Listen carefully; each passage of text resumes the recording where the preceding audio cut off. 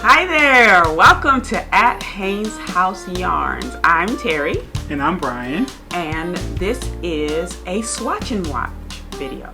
So I bet you're wondering, what is a Swatch and Watch video? Well, a Swatch and Watch video is a video you can watch for 30 minutes, about the amount of time it would take you to knit a swatch, so that you can be entertained while you're swatching. We just thought it'd be a good way to make it a little more entertaining, because most people don't swatch. So now we're eliminating one of your excuses. You can actually swatch. So we'll update different Swatch and Watch videos throughout the course of the series, but it's just an opportunity for you to swatch and watch. So go grab your needles and let's get swatching. Okay, so what's a swatch? So for most things that you have to knit, you probably need to do a swatch. The swatch will tell you if you are getting gauge.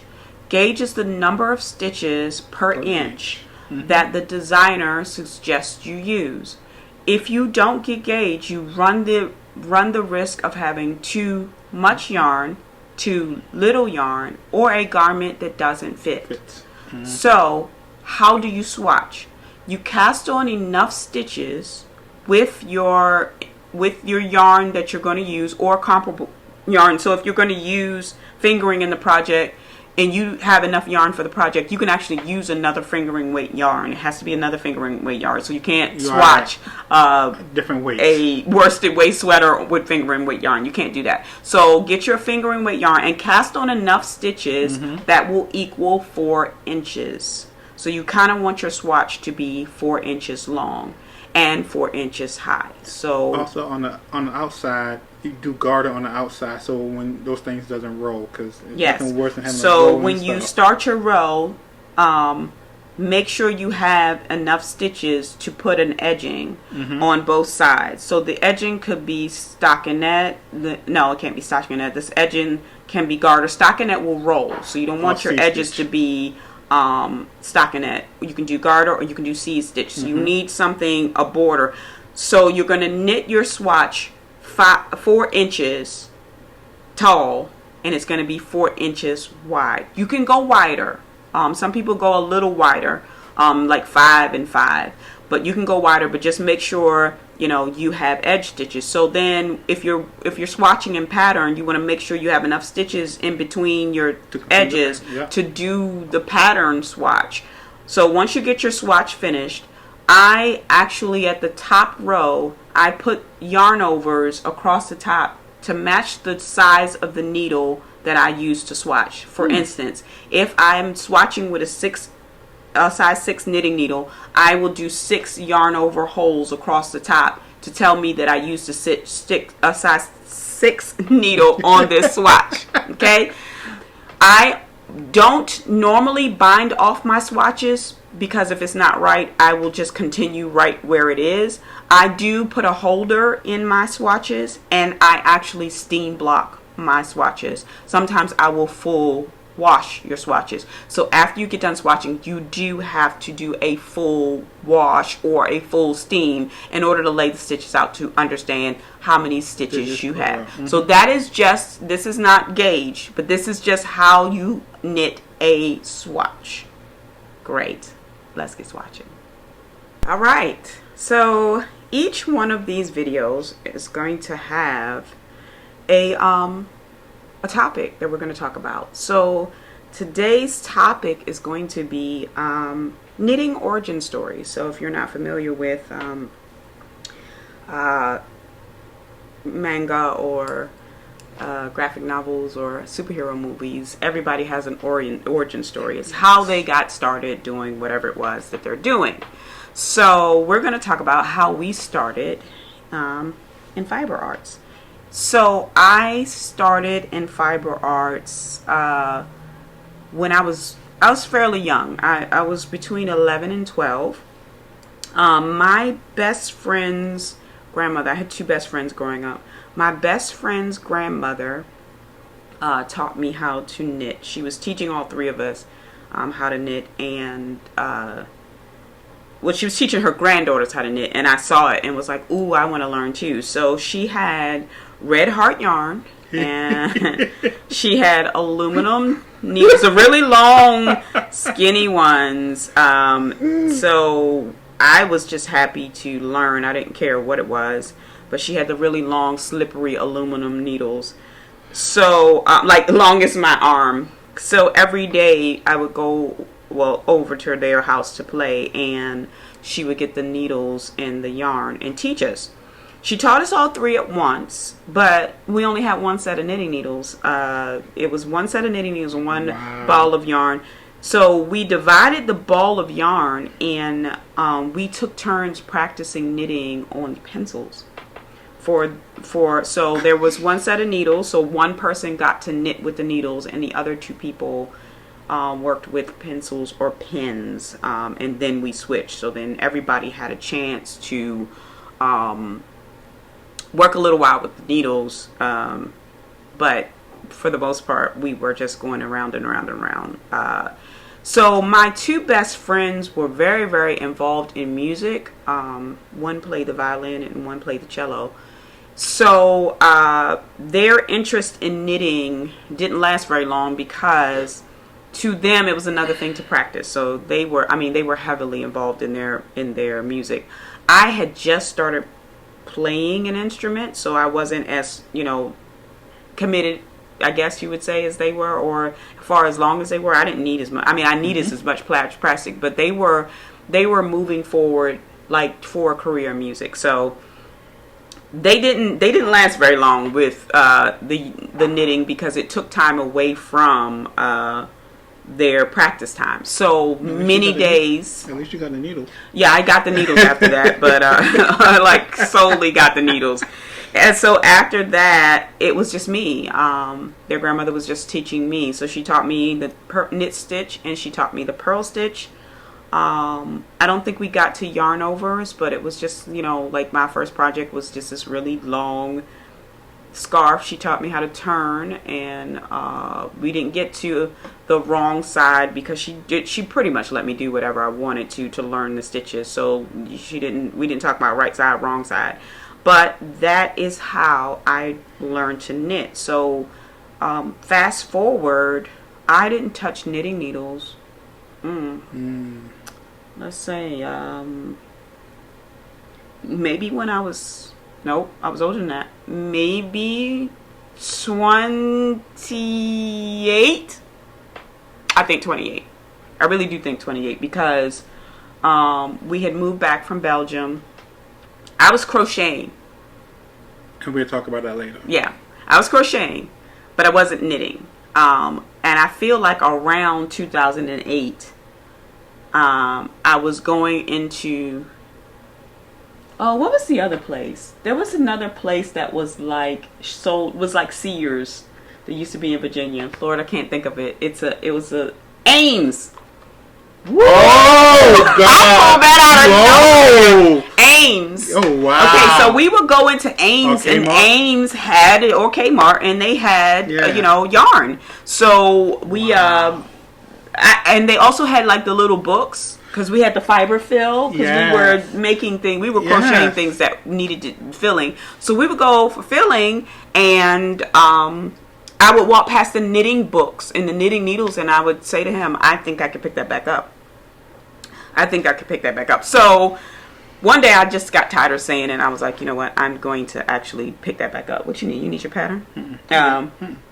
So I bought a little Teach Yourself to Knit booklet. So I had like 5 patterns, scarves and stuff. And so it was like, okay, teach yourself to knit. Because I was like, I think that's all I need. I think all I need is somebody to refresh me of the basics. And sure enough, that was all I needed. I got the little book, and in the beginning, you know how at the beginning of knitting books, it tells you how to do the basic knit stitch and the basic purl stitch and all that. So that book became my refresher into knitting. And so I picked it back up about 2008, and really, truly have not looked back. So that is my knitting origin story. So to understand my knitting origin story, I got to go to my crocheting origin story. Mm-hmm. So I remember as a little child, a little snotty-nosed child running around, my mom was always into some kind of craft. And she was crocheting, and I stopped one day and I kind of looked at her like, "Hey, Mom, what's that?" "It's crocheting. You want to learn?" "Okay, it was something new. Like, okay, sure, let's learn." Then I figured out I had to stay still and learn. Mm. And that didn't last very long. Just like Terry's friends. It didn't last very long at all, because staying still for a little boy that likes to run around just don't match. And this was when you were still in Barbados, right? Yes. Mm-hmm. So, well, I promise you, I wouldn't have been sitting still okay. in Barbados. I'd have been up a tree every day. Be like, "Where's Terry?" "Up a tree." There were mango trees to climb, because you climbed them, you ate whatever you could climb and pick, you ate. So, why would I sit still and learn crocheting? Mm.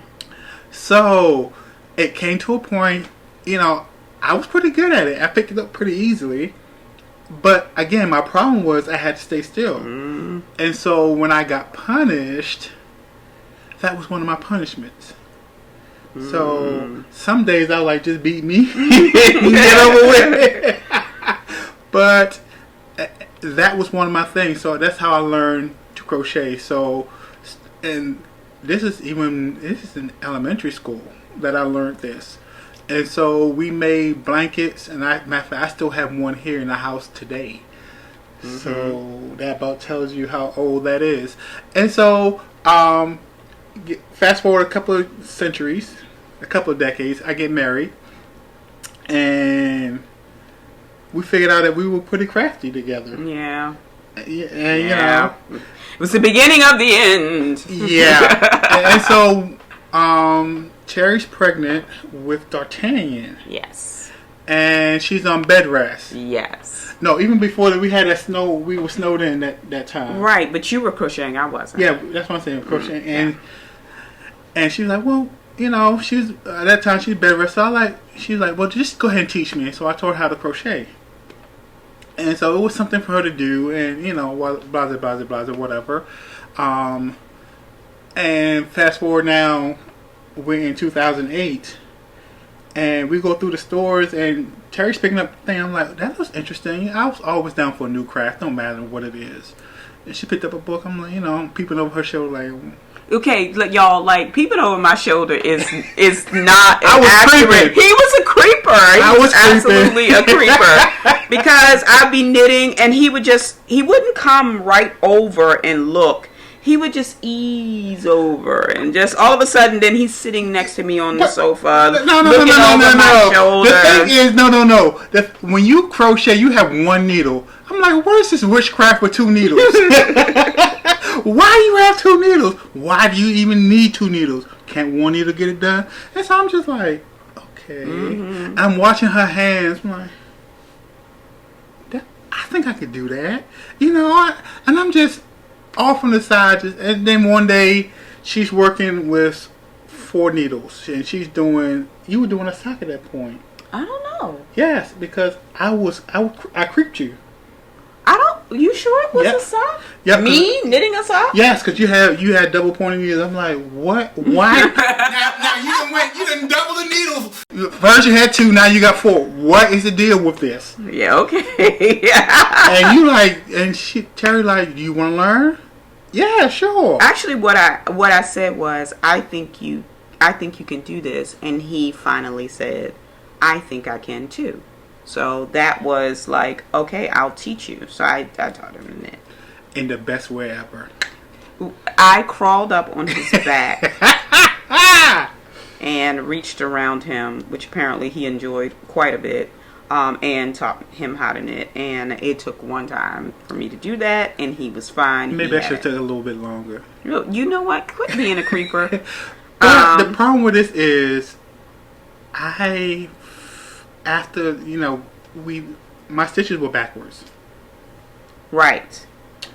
And I couldn't figure out why my stitches were backwards. So Terry is at her knitting club, and I knitted her a garment. And a whole sweater, yeah, I remember. And they were like, oh, that's pretty. But all your stitches are twisted. All your stitches are twisted. And she was like, huh? It is. So my stitches were backwards. And I didn't know what that meant.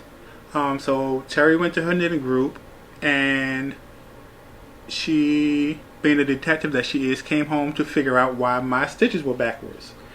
And so she went through this whole thing. Well, you do this, you do this, you do that. And I'm looking at her, but this is how I learn. Of course, I'm sitting right in front of her this way. Yeah. And so I am the mirror image, not really realizing that. So my yarn is in my left hand, but because it's comfortable for me in my left hand. Yeah. And so that is how we figured out my stitches were backwards. Yeah, he was twisting his stitches around the needle in a way that a English person would, but not the way. I almost feel like it was counterclockwise. It was clockwise and counterclockwise. I wrapped them so that ended up making it twisted a little bit. It's quite enjoyable figuring that out, because it was like, oh my goodness. So that was fun. Yeah, that was fun. So I can knit English, and I can knit continental, and I can knit Portuguese. Portuguese is a good way to learn if you knit a lot but your hands get tired, because the movements are smaller with Portuguese knitting than they are with even continental. But I decided to stay with throwing because that was always my association with knitting. When I thought of knitting, I thought of the big motion. I mean, even on TV shows. Speaking of which, why do TV shows always have characters who knit with the aluminum really long? Like, I've yet seen a movie where somebody was working on a circular needle. It's always those long aluminum ones. I think that's the affiliation with knitting. Yeah, that's the association. Yeah, that's what you think. So that's kind of why I decided that I would knit English after I learned continental, because that motion is what always, stuck in my brain as what knitting was. Now, a few years ago, I came across somebody. I was watching a tutorial on YouTube about knitting, and they were flicking. And they were talking about how much faster flicking is than throwing. And the reason why is because you don't let go of the needle. So I'm flicking now, and notice how I can just go to the next stitch. But if I was throwing, I have to let my needle go, pick it back up, So flicking is easier. It's less movement. You have less motions. So I watched a video on how to flick, and I think it was Very Pink Knit's video, and decided that I was going to learn flicking. So in the video for Very Pink Knits, she says make an entire garment in whatever new way you want to learn, and then you can decide if you are going to keep that way. And when I mean garment, I guess I mean project. So if you make a shawl, make the whole shawl in the new way as opposed to old way. And so I did. I made a shawl. I made a whole shawl with learning to flick, and I promise you that it took forever because I was learning. And I really did. I think I did something that was like all garter, just to make sure that I would be able to pull it off. So once I did that, it is significantly faster. Like, I feel like now that I've practiced for a couple of years, I can almost go as fast as he can. So let me ask you this question: Is there a different engage between flicking and throwing? No. Really? No more than it's a different engage between continental and throwing. No. So yeah, that's how I learned. I learned Portuguese knitting because I was having kind of the achy hand, and it just looks really, really fascinating. And Portuguese knitting, you need a pin. You don't need the pin. You can run the yarn over your neck and work this way. But the person who I saw had this beautiful little pin, and I'm I like jewelry. So I was like, hey, jewelry and a pen and learning a new way. So I did learn Portuguese, but throwing is just, I think it's graceful, and it's very funny. I have people always telling me how graceful I look when I'm knitting, and I don't think about it, but apparently I do. So wherever we are, sometimes we're doing something, she has her knitting, and I'm just not paying attention. Yeah, like I have been in meetings where, or even church services, unfortunately. Yeah, like I will knit through a Bible study. I will sit off to the side where I think nobody can see me, but I will knit. See her. And and there are many times I've been in these meetings or whatever, and I look up and like the whole meeting is watching me knit. So yes, I guess there is some truth to that. So how did you figure out you wanted to be continental? Well, to me, because I started off crocheting, everything's in your left hand, it was more comfortable for me. I tried, English, and I can do it. I can teach it. It's fine. But for me, being more comfortable is continental. Mm-hmm. Plus, I can go a lot faster. I think you could pick up some speed if you practice. What, everything can be English? Yes, everything can be learned. Well, yes, I can. I just got to figure out how to thread because with continental, because I crocheted. I know the way tension, the tension with the yarn running through my hands is comfortable in my left hand, so I gotta teach my right hand that technique of let it slide through your hand. Yes, yeah. And that is that. I get that. That is now. It is a good thing to know both. Know both. When we used to teach knitting, we used to when people would come, we would put the yarn and the needle in their hand, and however they held it, that's how we knew what they were. So we kind of let people go with their comfort letter, because a lot of people we knew, they actually didn't know how to crochet. So those crochet people automatically put the yarn in this hand, and when I was like, okay, Brian, you need to teach this person. But if they held it in their right hand, then I would teach that person. So that's like, I feel like if you have a new knitter, it's good to know both ways, because you don't know which way they're going to grab the yarn first, and it very well may be either way for whatever reasons. Some people it's just more comfortable to be in the left hand or the right. And another thing about the left hand, knowing both ways, when you do color work is so much easier when you have one yarn in your left hand and other yarn in your right hand. Yeah. So you're going to English with one, you're going to continental with the other, and it make you not having that ball of tangled yarn. Oh you can put one ball on one side of you and one ball on the other side of you, and they never have to cross. There is a great way to catch your floats without crossing the yarn. So yeah, you could. So it might even be worth it to, even if you badly learn continental or badly learn English, it might be better to do it, because when you do color work, it is easier to kind of put one color in one hand and one color in the other. So that is our swatch and watch video. I hope you got a lot done. If not, it's a series, so just go down and find the next video or watch this one again, and get your swatches done. Remember, subscribe to our channel. We will put a link to our Ravelry group down below and our social media page. But tell us your story. What are you and why? Why did you decide to knit continental or English or whatever it is that you knit or crochet? Who taught you? How long have you been knitting? Share your stories with us, either in the Ravelry group or down below in the comments. We would love to read them. So happy knitting, happy crocheting, happy crafting. Bye.